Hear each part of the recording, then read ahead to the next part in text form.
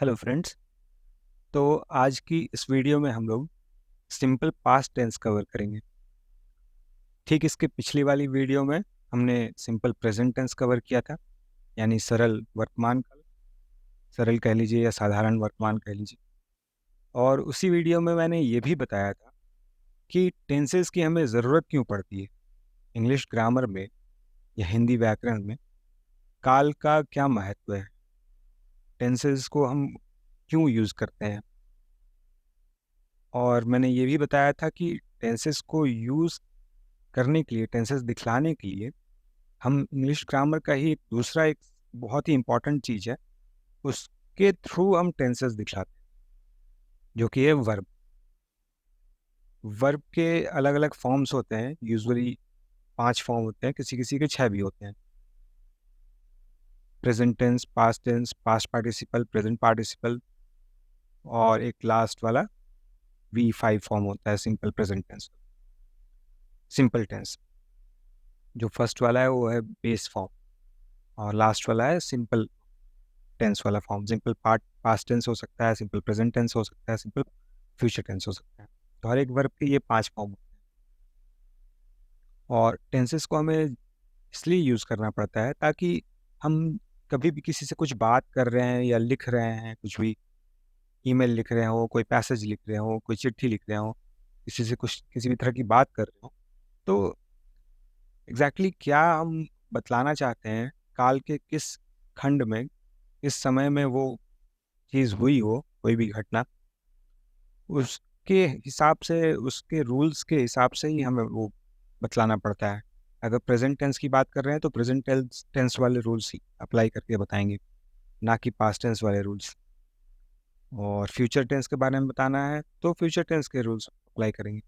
छोटा मोटे चेंजेस करने होते हैं जो कि हमें वर्ब में करने होते हैं। और कभी कभी खासकर फ्यूचर और परफेक्ट टेंसेस में हम आगे देखेंगे कि हमें एक एक्स्ट्रा एक वर्ब की ज़रूरत पड़ती है, जिसको कि हम ऑक्सिलरी वर्ब भी कहते हैं, यानी helping verbs. Is, am, are, will, shall, ये सब।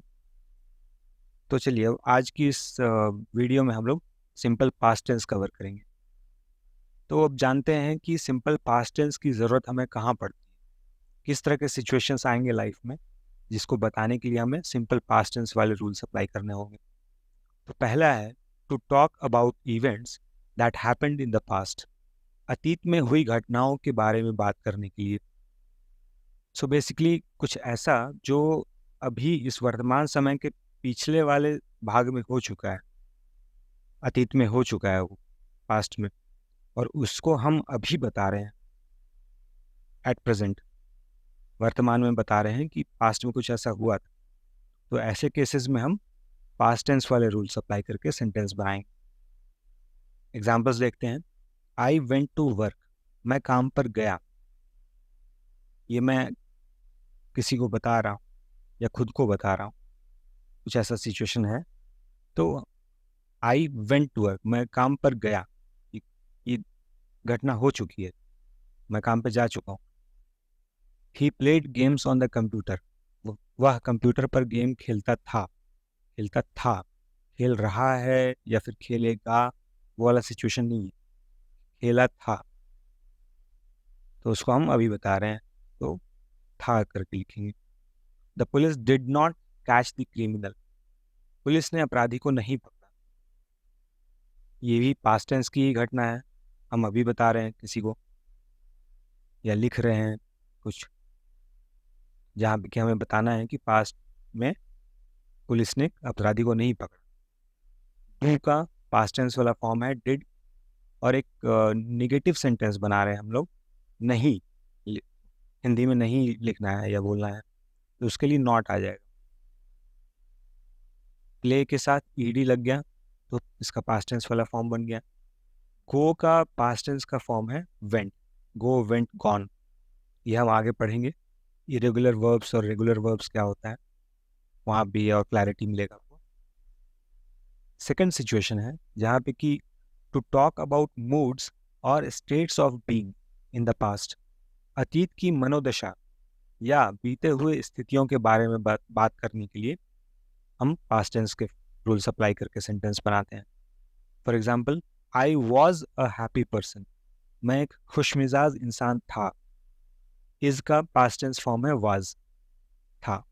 शी वॉज सिक यस्टरडे, वह कल बीमार थी।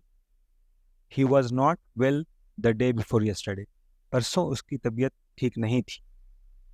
ये सारी घटनाएं पास्ट टेंस में हो चुकी हैं और इनमें एक इंसान की मानसिक स्थिति बताई जा रही है या फिजिकल स्थिति बताई जा रही है। यहाँ पे वो मानसिक रूप से खुश अभी नहीं है, पहले था। अभी अ, वह कल बीमार थी, परसों उसकी तबीयत ठीक नहीं थी। तो ये सारे फिजिकल स्टेट्स बताते हैं, व्यक्ति की शारीरिक और मानसिक स्थितियाँ बता रहे हैं यहाँ पे, जबकि यहाँ कुछ ना कुछ एक्शन हो रहा था। तो ये डिफरेंस है दोनों में। चलिए अब देखते हैं कि सिंपल पास्ट टेंस के सेंटेंसेस का स्ट्रक्चर क्या होता है, रूल क्या होता है, सेंटेंसेस हमें कैसे बनाने हैं। तो पहला जो तरीका है वो बहुत ही सिंपल सा है। सब्जेक्ट प्लस V2 वर्ब का सेकंड फॉर्म, यानी कि पास्ट टेंस वाला फॉर्म।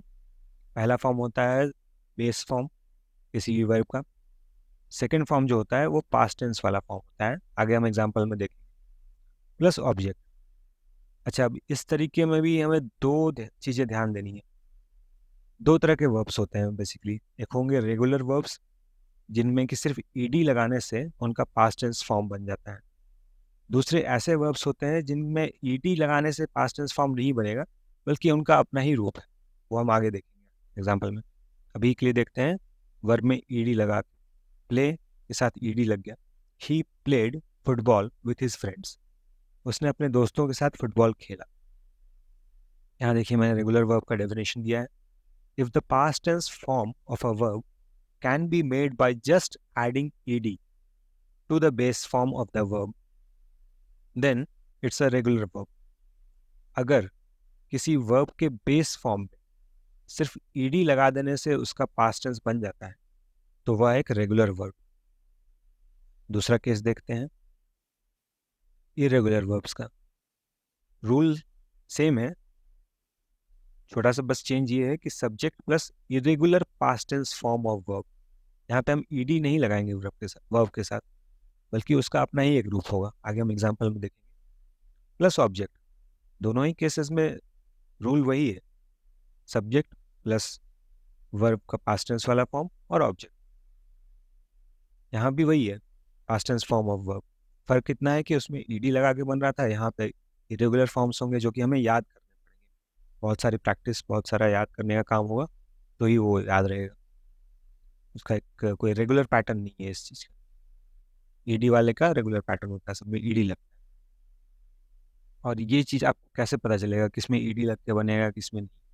तो वो वही प्रैक्टिस वाली बात है। जितना प्रैक्टिस करेंगे, जितने ज़्यादा से ज़्यादा वर्ड्स को अपने दिमाग, अपने आँखों के सामने से गुजारेंगे, उतना आपको याद रहेगा कौन सा ईडी लग के बनता है पास्ट टेंस, कौन सा इरेगुलर वर्ब है जिसका कि अपना एक अलग फॉर्म होगा। गो का पास्ट टेंस फॉर्म है went, go went gone. We went to the park, हम पार्क गए। फ्लाई का पास्ट टेंस फॉर्म है flew. I flew to Delhi for the meeting, मैं बैठक के लिए दिल्ली हवाई जहाज से गया। यहाँ फ्ल्यू का ये मतलब नहीं कि उड़ के गया, ऑफ कोर्स वो हवाई जहाज से ही जाएगा।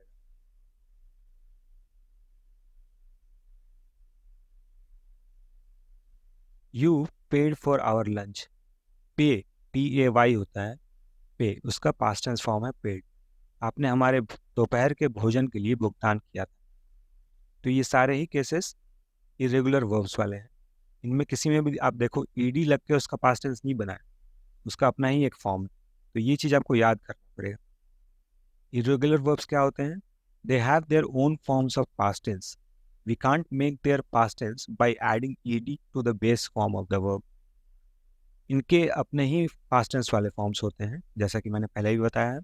हम उसमें सिर्फ ईडी लगा के बेस फॉर्म में उनका पास्ट टेंस वाला फॉर्म नहीं बना सकते। ये आपको याद करने पड़ेंगे। अच्छा, पहला तरीका मैंने बताया था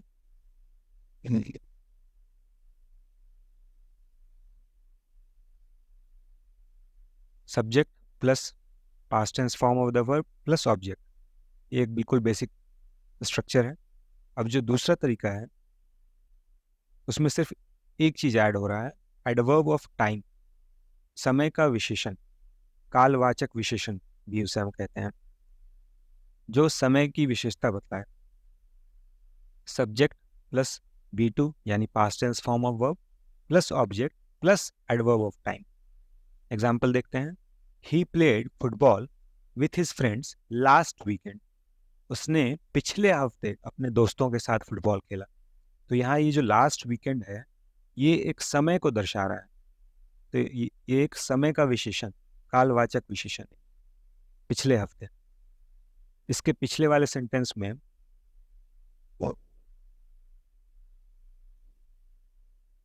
ही played football with his friends, उसने अपने दोस्तों के साथ फुटबॉल खेला। अब हमें यहाँ ये नहीं पता चल रहा है कि कब खेला, कल खेला, परसों खेला, पिछले हफ्ते खेला, पिछले साल खेला, ये नहीं पता चल रहा है। लेकिन इन सेंटेंसेस में हमें एग्जैक्टली पता चलेगा कि कब खेला, पिछले हफ्ते खेला। She studied hard for the exam this year, उसने इस साल परीक्षा के लिए कड़ी मेहनत से पढ़ाई की। यही अगर सिर्फ इतना होता, she studied hard for the exam, उसने एग्जाम के लिए, परीक्षा के लिए कड़ी मेहनत की, तो वहाँ ये नहीं पता चलता कि कब के एग्जाम के लिए, इस साल के एग्जाम के लिए, पिछले साल के एग्जाम के लिए, या फ्यूचर में जो आने वाला एग्जाम है उसके लिए। तो यहाँ हमें क्लियर कट पता चल रहा है कि इस साल जो परीक्षा है उसके लिए मेहनत। We went to the park yesterday evening, हम कल शाम पार्क में गए। I flew to Delhi for the meeting today morning, मैं आज सुबह बैठक के लिए दिल्ली हवाई जहाज से गया। इस सेंटेंस में देखिए, I flew to Delhi for the meeting, ये दिल्ली मीटिंग के लिए हवाई जहाज से गया, लेकिन कब गया ये नहीं पता चल रहा, जबकि यहाँ पे हमें क्लियर कट पता चल रहा है कि आज सुबह गया। तो बस यही था सिंपल पास्ट टेंस, बिल्कुल सिंपल सा है, ज़्यादा कुछ इसमें सर्कस नहीं है। Subject plus past tense of the form. अब वहाँ पे आपको देखना पड़ेगा कि ईडी लग के पास्ट टेंस बनेगा कि इसका कुछ अपना इरेगुलर फॉर्म है, और वो चीज़ आपको याद करना पड़ेगा, बहुत सारा प्रैक्टिस करना पड़ेगा, बहुत सारे वर्ड्स को अपने आँखों के थ्रू, बहुत सारे वर्ब्स को अपने आँखों के थ्रू, दिमाग के थ्रू गुजारना पड़ेगा, तभी जाके होगा। और सेकंड होता है जिसमें कि एडवर्ब ऑफ टाइम भी लग जाता है, कालवाचक विशेषण, जहाँ पे आपको एग्जैक्टली पता चलेगा कि वो क्रिया कब हो रही है। पास्ट टेंस में हो रही है, लेकिन पास्ट टेंस में भी एग्जैक्टली कब हो रही है, आज सुबह हुई थी, कल हुई थी, परसों हुई थी, पिछले साल, उसके पिछले साल, तो वो सब चीज़ें एडवर्ब ऑफ टाइम लगा पता चलता है। चलिए, थैंक यू अभी के लिए। अगली वीडियो में हम सिंपल फ्यूचर टेंस कवर करेंगे। Simple past, simple present tense हो गया, सिंपल पास्ट हो गया, अब सिंपल फ्यूचर टेंस कवर करेंगे अगली वीडियो में। तब तक के लिए थैंक यू, गुड बाय।